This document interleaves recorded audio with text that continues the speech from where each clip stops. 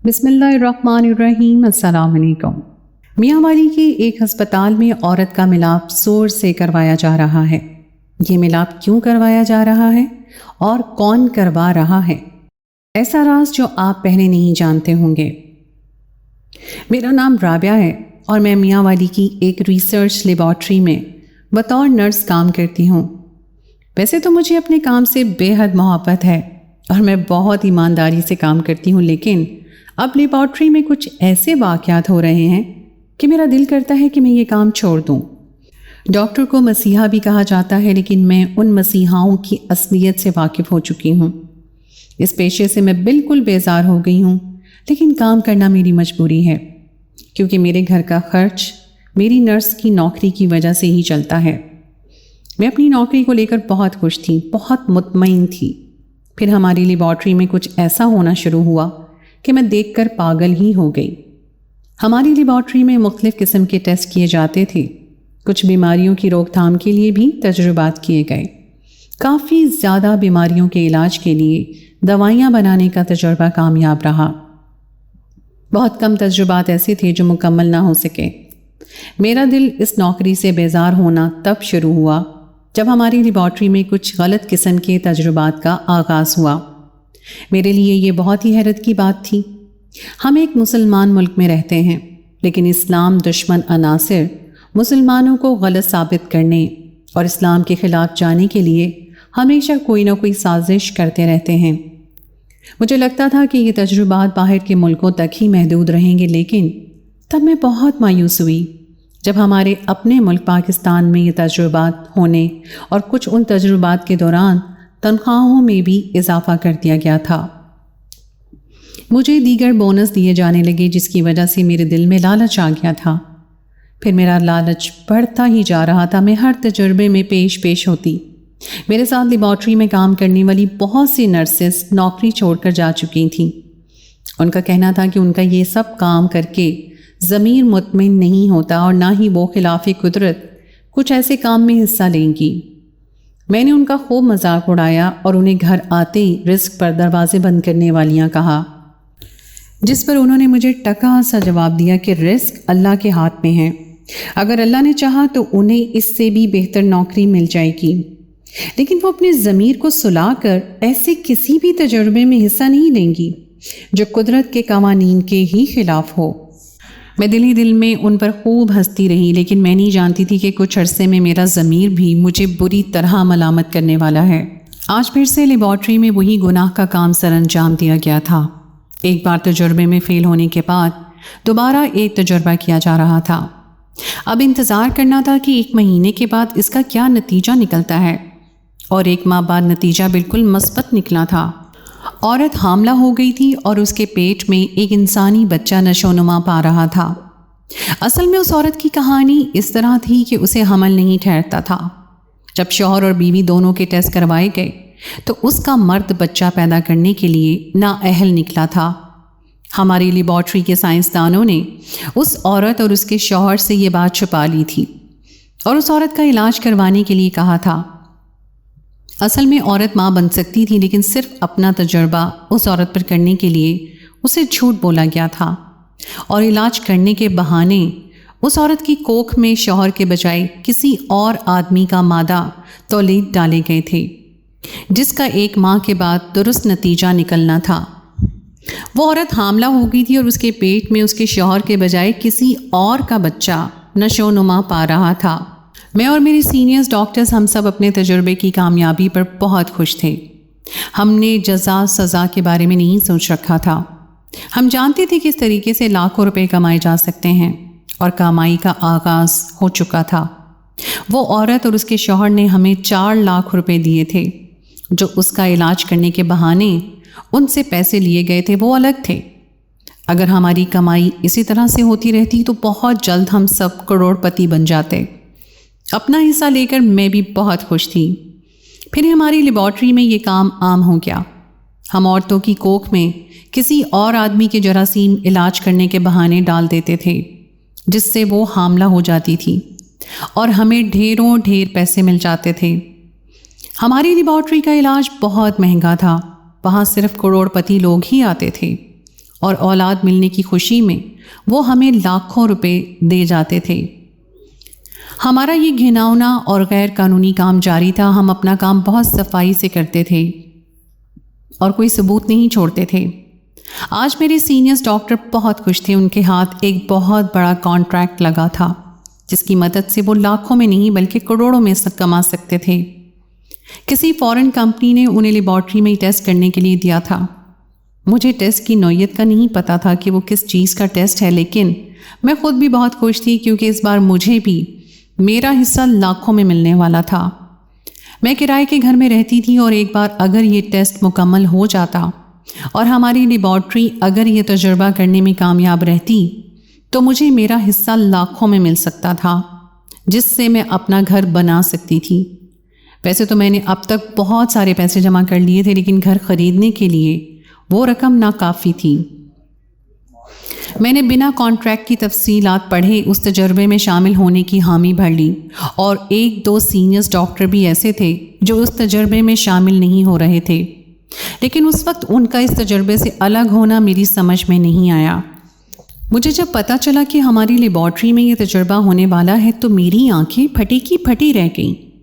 اس قدر گھناؤنا کام میں کیسے کر سکتی تھی، لیکن میں نے کانٹریکٹ سائن کر دیا تھا اور میرے پاس اس تجربے میں شامل ہونے کے علاوہ کوئی چارہ نہیں تھا۔ کچھ مجھے میرے لالچ نے بھی روک رکھا تھا۔ مجھے اپنا گھر بنانا تھا اور جلد بنانا تھا، اور بنا اس تجربے میں شامل ہوئے مجھے اپنا گھر بنانے میں ابھی سالوں لگ سکتے تھے۔ لیکن اس طرح کے گھناؤنے کام میں شامل ہونا بھی میرے ضمیر کو ملامت کر رہا تھا۔ میں چاہتی تھی کہ عورت کی کوکھ میں آدمی کے جراثیم منتقل کرنے والا کام ہی ہر روز ملتا رہے، اور یہ اچھا خاصا چل رہا تھا کام۔ لیکن اچانک ہی نیا کانٹریکٹ ملنے پر ہمارے سینئر ڈاکٹرز نے پرانے کام کو چھوڑنے اور سارا وقت اس نئے تجربے پہ لگانے کا فیصلہ کیا تھا، اور اب تو میں بھی بنا سوچے سمجھے کانٹریکٹ سائن کر چکی تھی۔ اس لیے مجھے اس تجربے کے آخر تک اس کانٹریکٹ میں شامل رہنا تھا۔ کانٹریکٹ بھی یہ تھا کہ اس بار ہم لوگ کسی عورت کی کوکھ میں ان کے بتائے ہوئے جراثیم ڈالیں گے، اور جو بھی نتیجہ نکلے گا اس کی رپورٹ بنا کر فوراً بھیجیں گے۔ تجربہ کامیاب یا نہ ہونے کی دونوں صورتوں میں ہمیں کروڑوں روپے دیے جائیں گے۔ میں حیران تھی کہ آخر وہ ہمیں ایسے بھی کون سے جراثیم دینے والے ہیں۔ اگر ہم وہ تجربہ کرنے میں کامیاب ہو جاتے تو ہماری لیبارٹری کو انٹرنیشنل لیبارٹری بنا دیا جاتا، جہاں دنیا بھر کے ڈاکٹرز تجربہ کرتے۔ اس طرح ہماری لیبارٹری کی ایک دن کی لاکھوں میں جبکہ مہینوں کی کمائی کروڑوں میں چلی جاتی۔ میں کیونکہ شروع سے ہر ایک تجربے میں سینئر ڈاکٹرز کے ساتھ تھی، اس لیے مجھے انہوں نے اپنے ساتھ رکھنے کا فیصلہ کیا تھا، کیونکہ میرا کام بھی اچھا تھا اور میں بہت کام رازداری سے انجام دے رہی تھی۔ ہماری لیبارٹری میں کسی بھی نرس کو کبھی اتنی اہمیت نہیں دی گئی تھی جتنی مجھے دی جا رہی تھی، اور کس وجہ سے دی جا رہی تھی میں یہ بات نہیں جانتی تھی۔ وہ لوگ مجھے اس لیے اہمیت دے رہے تھے کیونکہ میں نے اب تک ان کا ہر راز ہی رکھا ہوا تھا۔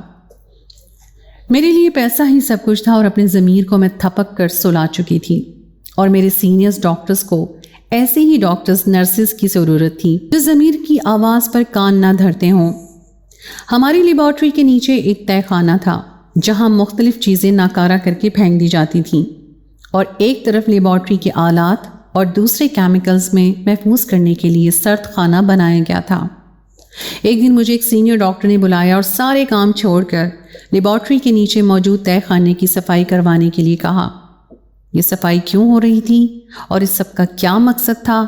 تہہ خانے کی صفائی کروانے کا کام تو کام والے بھی کر سکتے تھے، لیکن یہ ذمہ داری مجھے دی گئی جو نرسز میں سب سے زیادہ اہمیت کی حامل تھی۔ میری سمجھ میں یہ بات نہیں آ رہی تھی، اور جب مجھے تہہ خانے کی صفائی کا اصل وجہ معلوم ہوئی تو جان کر میں پوری جان سے کانپ گئی۔ یہ لوگ تو سیدھا سیدھا اللہ کے قہر کو آواز دے رہے تھے۔ میں جانتی تھی اور حیران تھی کہ آخر یہ لوگ کیسے اپنی ضمیروں کو اس قدر سلا چکے ہیں۔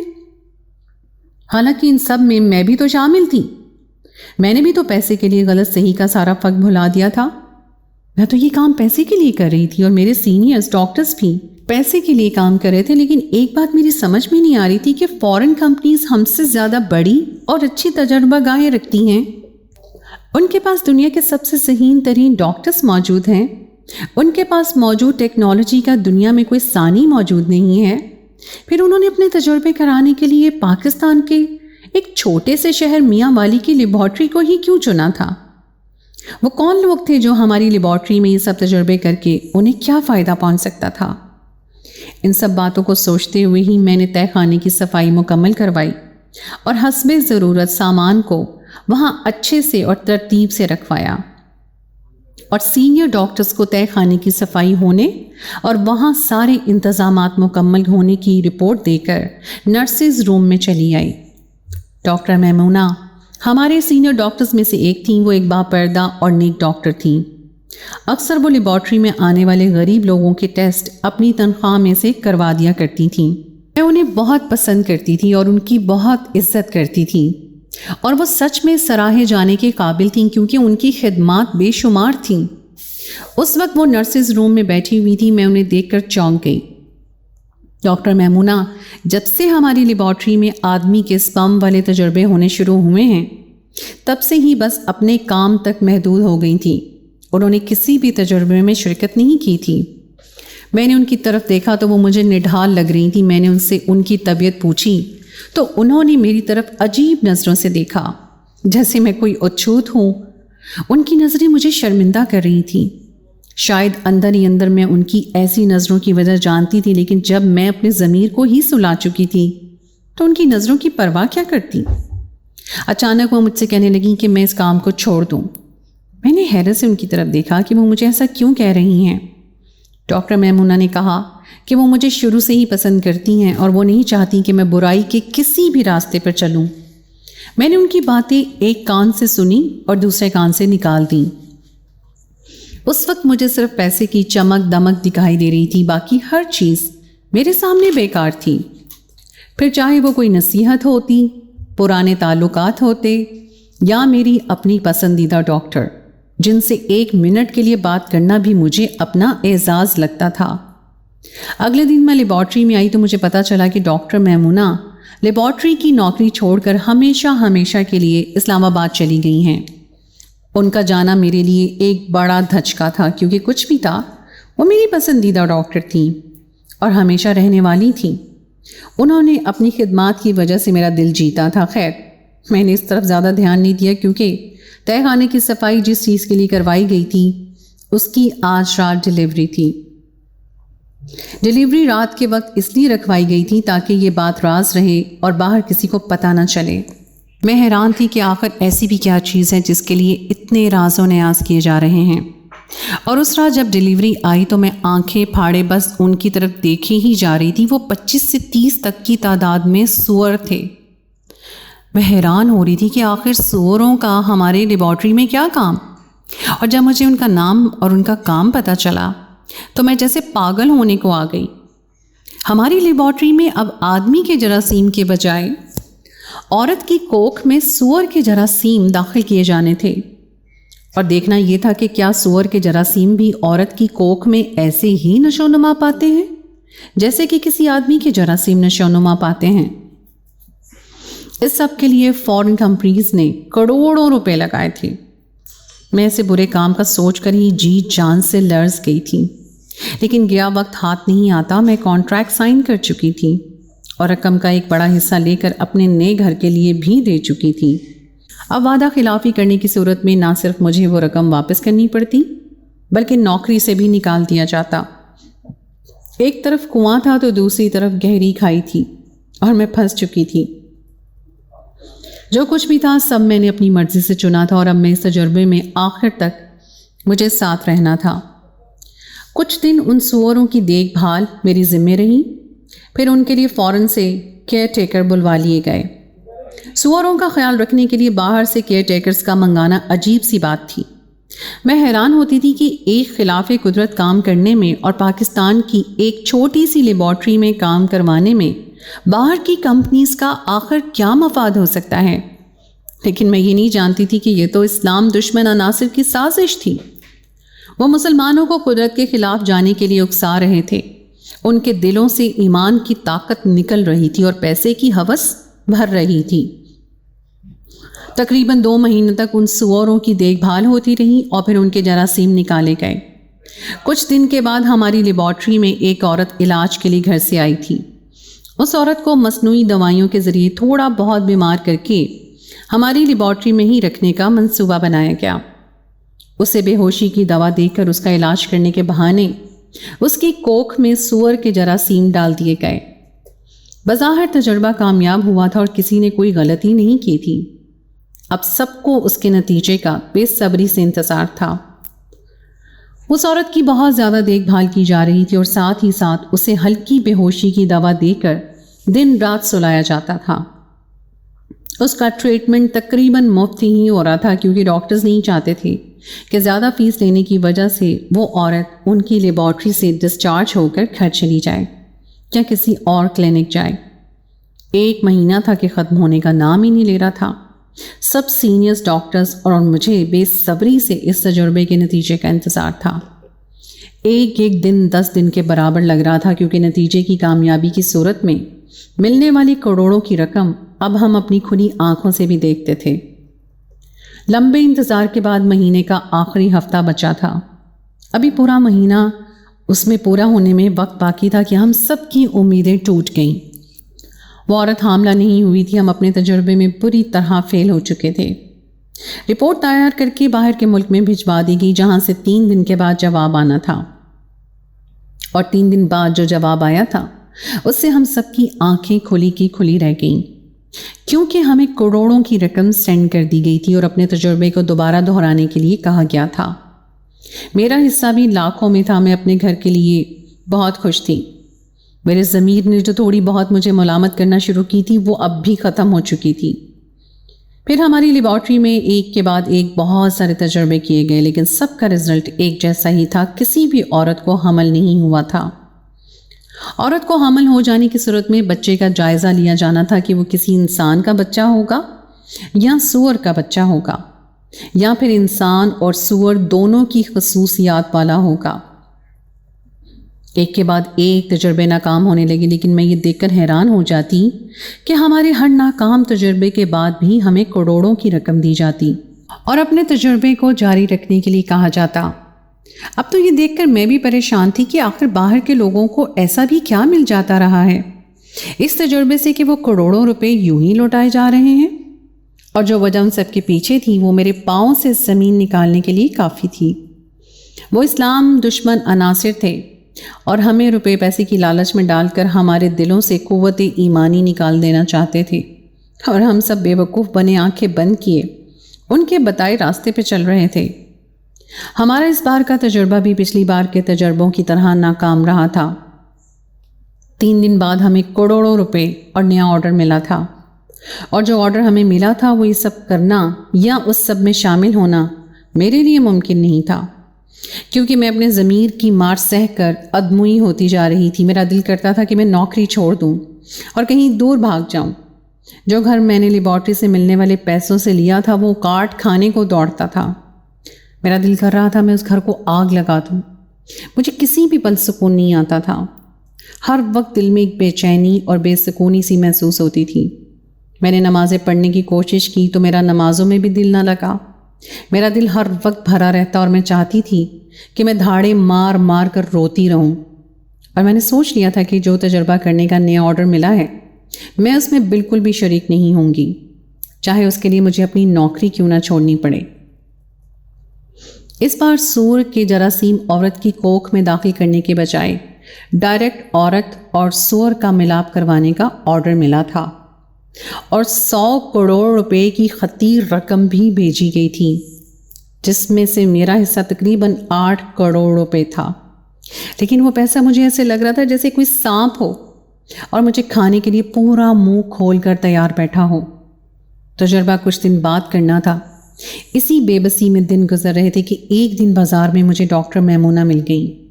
ان کو اپنے سامنے دیکھ کے مجھ سے رہا نہیں گیا اور میں بازار میں ہی ان کے گلے لگ کر رونے لگی۔ میرے رونے پہ ڈاکٹر میمونہ گھبرا گئی اور مجھے اپنے گھر لے گئی۔ پانی پلانے کے بعد انہوں نے مجھ سے میرے رونے کی وجہ پوچھی۔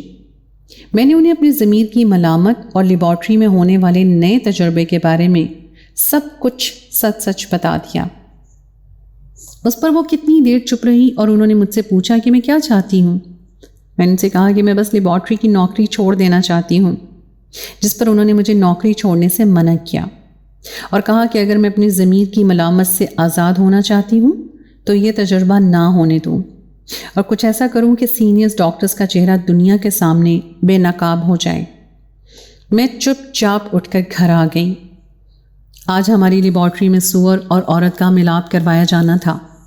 عورت کو ہلکی سی بے ہوشی کی دوا دے دی گئی تھی جس میں اسے پتہ نہ رہتا کہ وہ کیا کر رہی ہے یا اس کے ساتھ کیا کیا جا رہا ہے، اور ایک سور کو تجربہ گاہ میں لایا گیا۔ عورت کے ساتھ ملاپ کرنے کی سوروں کو اچھی سی ٹریننگ دے دی گئی تھی۔ ملاپ کروانے کی سب تیاریاں مکمل تھیں اور جب وہ سینئرز ڈاکٹرز اپنا تجربہ کرنے کے قریب آئے تو وہاں اچانک پولیس کی اناؤنسمنٹ ہوئی کہ جو جہاں ہیں وہیں سے ہینڈز اپ کر لیں، ان سب کو گرفتار کیا جاتا ہے۔ لیبارٹری میں کھلبلی مچ گئی، سب سینئر ڈاکٹرز بے چینی سے چھپنے کی تیاری کرنے لگے، لیکن اب کچھ نہیں ہو سکتا تھا۔ میں چپ چاپ ایک ڈیسک کے اندر چھپ کر بیٹھ گئی۔ سب سینئرز ڈاکٹرز کو گرفتار کر لیا گیا تھا اور تہہ خانے سے سوروں کو بھی برآمد کر لیا گیا تھا۔ جس عورت کو اس تجربے کے لیے استعمال کیا جا رہا تھا اسے رازداری سے اس کے گھر پہنچا دیا گیا۔ اس طرح میاں والی کی لیبارٹری میں انجام دیا جانے والا ایک گھنونا کام اپنے انجام کو پہنچا تھا۔ پولیس کو ان سب کے بارے میں نے خبر کی تھی۔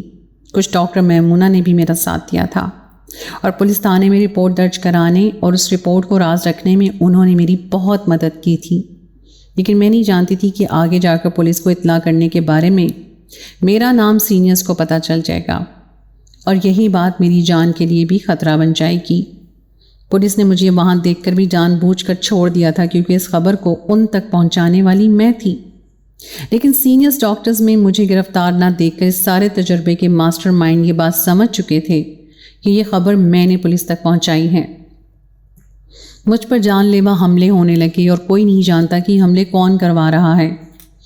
میں نے ڈاکٹر میمونہ سے بات کی تو انہوں نے میرے لیے سیکیورٹی کا انتظام کروایا، لیکن اس کے باوجود مجھ پر ایک جان لیوا حملہ کیا گیا اور گولی میری ریڑھ کی ہڈی میں لگی تھی اور میں ساری زندگی کے لیے معذور ہو گئی تھی۔ لیکن اپنی معذوری پر مجھے اللہ تعالیٰ سے کوئی شکوہ نہیں تھا کیونکہ یہ میرے ہی گناہوں کی سزا تھی، لیکن شکر ہے کہ اللہ نے مجھے مرنے سے پہلے توبہ کی مہلت دے دی تھی۔ ڈاکٹر میمونہ نے اس وقت بھی میرا بہت ساتھ دیا۔ انہوں نے میرے بچوں کو سنبھالا اور ساتھ ہی ساتھ میرا بھی خیال رکھتی ہیں۔ میں ابھی رو رو کر اللہ سے اپنی گناہ کی معافی مانگتی رہتی ہوں اور کہیں نہ کہیں مجھے ایسا لگتا ہے کہ اللہ نے مجھے معاف کر دیا ہے کیونکہ اب میرا ضمیر مجھے پہلے کی طرح ملامت نہیں کرتا۔